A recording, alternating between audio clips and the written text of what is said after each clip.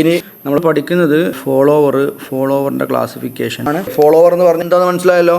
ഈ cam rotate ചെയ്യുന്ന സമയത്ത് അല്ലെങ്കിൽ ക്യാം റെസിപ്രോക്കേറ്റ് ചെയ്യുന്ന സമയത്ത് ആ റെസിപ്രോക്കേറ്റിംഗ് മോഷൻ അല്ലെങ്കിൽ ആ റൊട്ടേഷണൽ മോഷൻ ഇമ്പാർട്ട് ചെയ്തിട്ട് വേറൊരു മെഷീൻ എലമെൻറ്റ് മൂവ് ചെയ്യുന്നുണ്ടെന്ന് പറഞ്ഞില്ലേ, ആ മെഷീൻ എലമെൻറ്റിന് പറയുന്ന പേരാണ് ഫോളോവർ. 2-3 കാറ്റഗറി ആയിട്ടാണ് നമ്മളിതിനെ ക്ലാസിഫൈ ചെയ്തിട്ടുള്ളത്. Classification of follower may be either according to the shape of surface of follower or the motion of the follower or location of line of movement of the follower.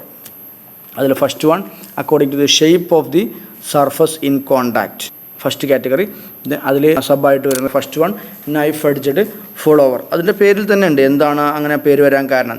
ഫോളോവറിൻ്റെ ഈ ക്യാമിൽ touch ചെയ്യുന്ന point of contact വളരെ ഷാർപ്പായിട്ടുള്ള എഡ്ജായിരിക്കും. ഈ ഫിഗറിൽ നിങ്ങൾക്ക് കണ്ടാൽ മനസ്സിലാവും അല്ലേ, knife edged follower.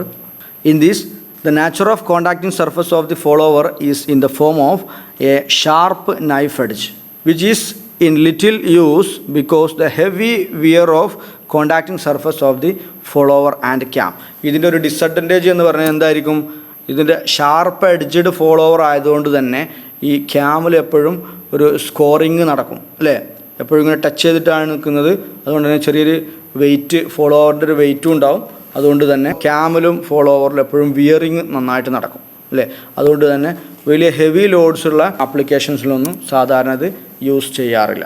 Then second one roller follower. ഫോളോവറിൻ്റെ ഷേപ്പിനനുസരിച്ച് കോണ്ടാക്റ്റിംഗ് സർഫസിനനുസരിച്ച് നമ്മൾ ക്ലാസിഫൈ ചെയ്തുകൊണ്ടിരിക്കുകയാണ്.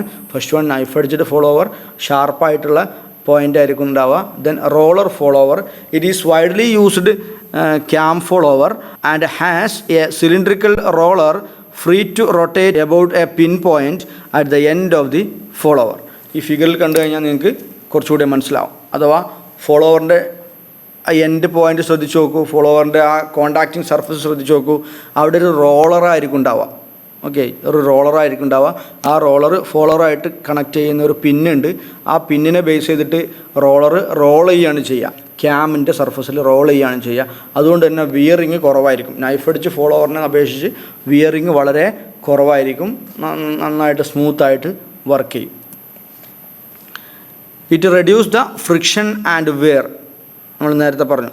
നെക്സ്റ്റ് റോളർ ഫോളോവറിൻ്റെ അപ്ലിക്കേഷൻസ് പറയാം. They are used where more space is available such as stationary gas or oil engines and aircraft engines.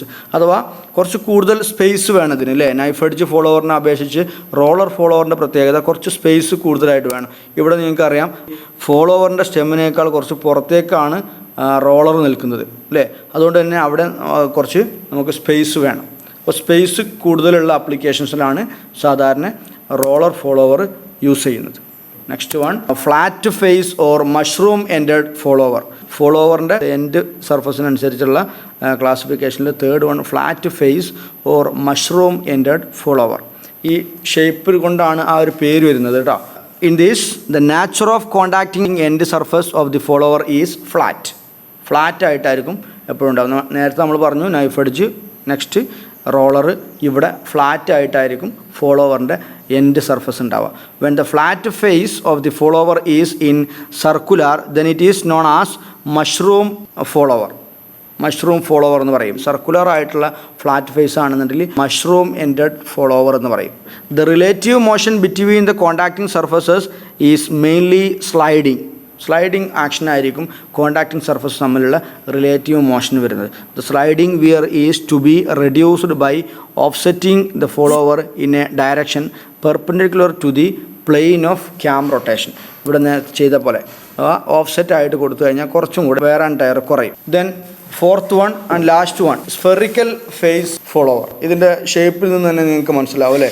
Mushroom ended ഫോളോവറിൻ്റെ തന്നെ അടിഭാഗം സ്ഫെറിക്കലായിട്ട് കൊടുക്കുകയാണെന്നുണ്ടെങ്കിൽ അതിന് നമ്മൾ സ്ഫെറിക്കൽ ഫേസ് ഫോളോവർ എന്ന് പറയും. മഷ്റൂം എൻഡഡ് ഫോളോവറിനെ അല്ലെങ്കിൽ ഫ്ലാറ്റ് ഫോളോവറിനെ പോലെ തന്നെയാണ് കുറേയൊക്കെ കൺസ്ട്രക്ഷൻ.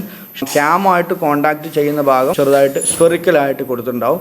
അവിടെ കുറച്ചും കൂടെ വെയറിങ് കുറവായിരിക്കും. When the contacting end surface of the follower is machined in the form of spherical shape then it is called spherical face follower. In flat face follower, high surface stresses are produced in contacting surface.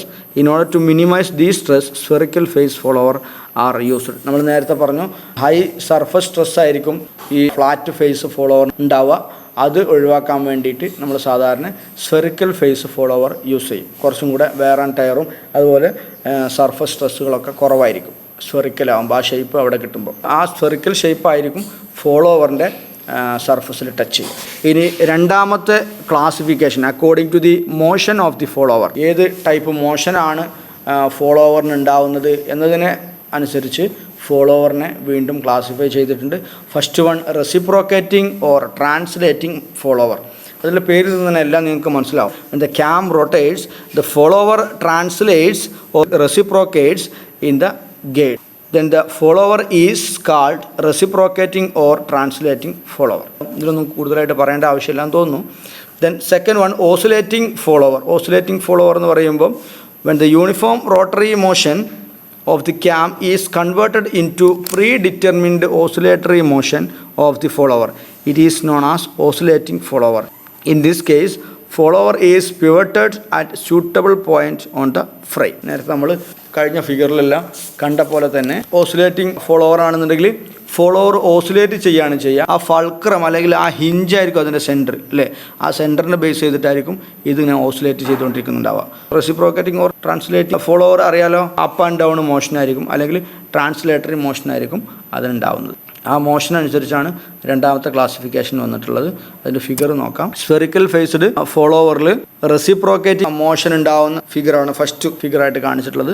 ഈ cam rotate ചെയ്യുന്ന സമയത്ത് ഈ spherical faced follower up and down motion ഉണ്ടാവും. അതേപോലെ തന്നെ spherical faced follower തന്നെ oscillating ആയിട്ടാണ് രണ്ടാമത്തത് കാണിച്ചിട്ടുള്ളത്. ഇവിടെ ക്യാം റൊട്ടേറ്റ് ചെയ്യുന്ന സമയത്ത് ആ ഹിഞ്ചിനെ ബേസ് ചെയ്തിട്ട് ഹിഞ്ച് സെൻറ്ററായിട്ട് ഈ ഫോളോവർ ഇങ്ങനെ ഓസിലേറ്റ് ചെയ്യും. Then third one according to the location of line of movement of the follower. ഇതിൽ റേഡിയൽ ഫോളോവർ ആണോ ഓഫ്സെറ്റ് ഫോളോവർ ആണോ എന്നുള്ളതാണ് പറയുന്നത്. അഥവാ നമ്മൾ നേരത്തെ സൂചിപ്പിച്ചതാണ് റേഡിയൽ ഫോളോവർ എന്താ ഓഫ്സെറ്റ് ഫോളോവർ എന്താണെന്നുള്ളത്. There are two categories of follower based on the location of line of movement of the follower. First one radial follower. Radial follower എന്ന് പറയുമ്പം ഫോളോവറിൻ്റെ ലൈൻ ഓഫ് ആക്ഷൻ വരുന്നത് ക്യാമിൻ്റെ റൊട്ടേഷണൽ ആക്സിസിന് റേഡിയലി ആയിട്ടായിരിക്കും, അല്ലെങ്കിൽ ആ rotational ആക്സിസിലൂടെ ആയിരിക്കും ഫോളോവറിൻ്റെ ലൈൻ ഓഫ് ആക്ഷൻ പോകുന്നത്. In these the follower translates or reciprocates in gates along a line or axis passing through the axis of rotation of the cam. Second one offset follower. Offset follower എന്ന് പറഞ്ഞാൽ the follower translates or reciprocates in gates along a line or axis away from the axis of rotation of the cam. ക്യാമിൻ്റെ axis of rotation inline ആയിട്ടായിരിക്കില്ല ഫോളോവറിൻ്റെ line of action പോകുന്നത്. അത് കുറച്ച് റൈറ്റിലേക്കോ ലെഫ്റ്റിലേക്കോ ഒന്ന് തെറ്റിയിട്ടായിരിക്കും പോകുന്നത്, ഓഫ്സെറ്റ് ആയിട്ടായിരിക്കും നിൽക്കുന്നുണ്ടാവുക. അപ്പോഴാണ് നമ്മൾ അതിനെ ഓഫ്സെറ്റ് ഫോളോവർ എന്ന് പറയാം. ഓഫ്സെറ്റ് ഫോളോവറിൻ്റെ ഫിഗർ ഇവിടെ കാണിച്ചിട്ടുണ്ട്. ഏത് ടൈപ്പ് ക്യാം ആൻഡ് ഫോളോവറും കാണിക്കാട്ടോ. ഇതിൽ ഓഫ്സെറ്റ് ആയാൽ മാത്രം മതി. ഇതിലിപ്പം ഇവിടെ പറഞ്ഞിട്ടുള്ളത് ഫ്ലാറ്റ് ഫേസ് ആയിട്ടുള്ള ഫോളോവറാണ്, ഡിസ്ക് ക്യാമുമാണ് അല്ലേ. ഈ ക്യാമിൻ്റെ ആക്സിസ് ഓഫ് റൊട്ടേഷൻ ഇൻലൈൻ ആയിട്ടാണ് ഫോളോവറിൻ്റെ ലൈൻ ഓഫ് ആക്ഷൻ വരുന്നത് അല്ലേ. ദെൻ സെക്കൻഡ് ഫിഗർ ശ്രദ്ധിക്കുക. ഇവിടെ ഡിസ്ക് ക്യാം റൊട്ടേറ്റ് ചെയ്യുമ്പോൾ ഫോളോവർ റെസിപ്രോക്കേറ്റ് ചെയ്യാണ് ചെയ്യുക. പക്ഷേ ഈ ഫോളോവർ റെസിപ്രോക്കേറ്റ് ചെയ്യുന്ന ലൈൻ ഓഫ് ആക്ഷൻ എന്ന് പറയുന്നത് ഡിസ്ക് ക്യാമിൻ്റെ ആക്സിസ് ഓഫ് റൊട്ടേഷനിൽ നിന്ന് കുറച്ച് ഓഫ്സെറ്റ് ആയിട്ട് ലെഫ്റ്റ് സൈഡിലേക്ക് കുറച്ച് ഓഫ്സെറ്റ് ആയിട്ട് കാണിച്ചിട്ടുണ്ട് അല്ലേ.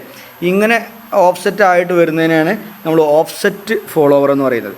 ഓക്കെ, ഇത്രയും കാര്യങ്ങളാണ് ഇന്ന് നമ്മൾ പഠിപ്പിക്കാൻ ഉദ്ദേശിച്ചത്.